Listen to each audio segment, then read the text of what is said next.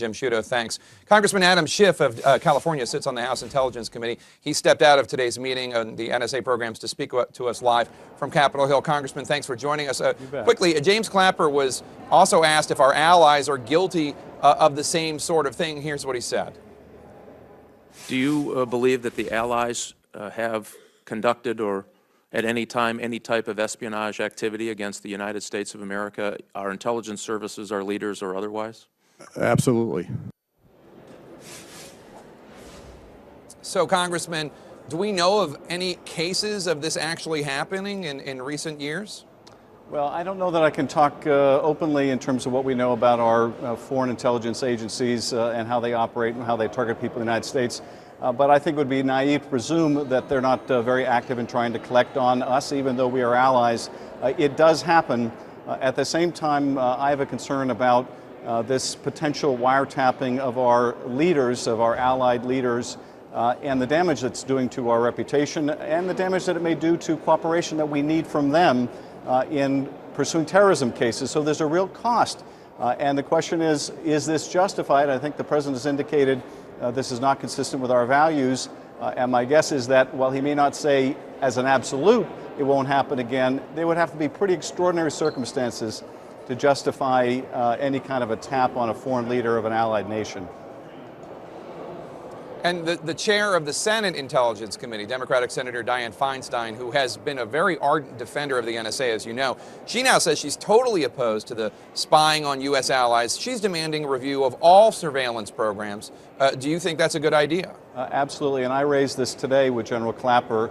I think there has to be a real discussion about the intelligence community's obligation under law, under the National Security Act of '47, to inform Congress of significant intelligence activities like these that have such tremendous blowback potential.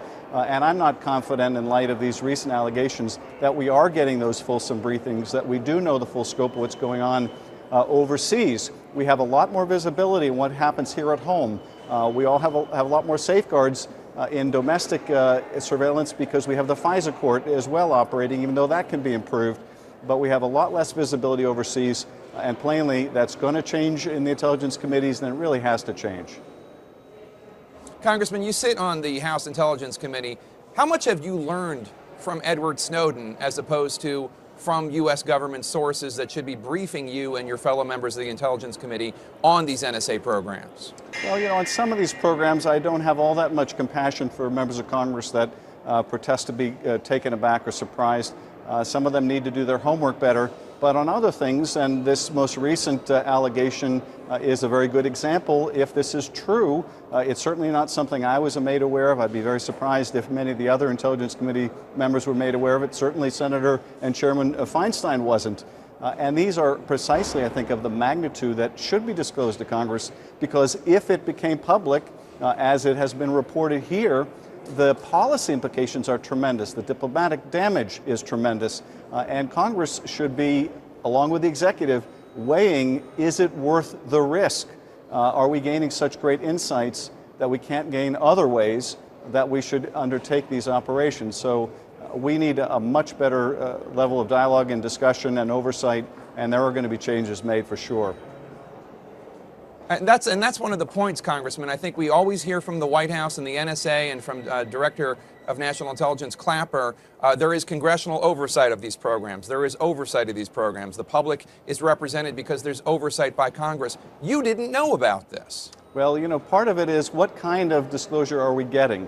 Are we getting disclosure in the form of we have high confidence? Let's say the intelligence community comes to us and say, we have high confidence that if we extend our stay in Afghanistan, we can count on the support of Germany or France, but not telling us why they have that confidence. If that confidence is based on a wiretap of one of the leaders, that's a very different story than informing us of you know, that kind of selector program, that kind of key leader program. That, to me, is not an informed consent or even an informed process.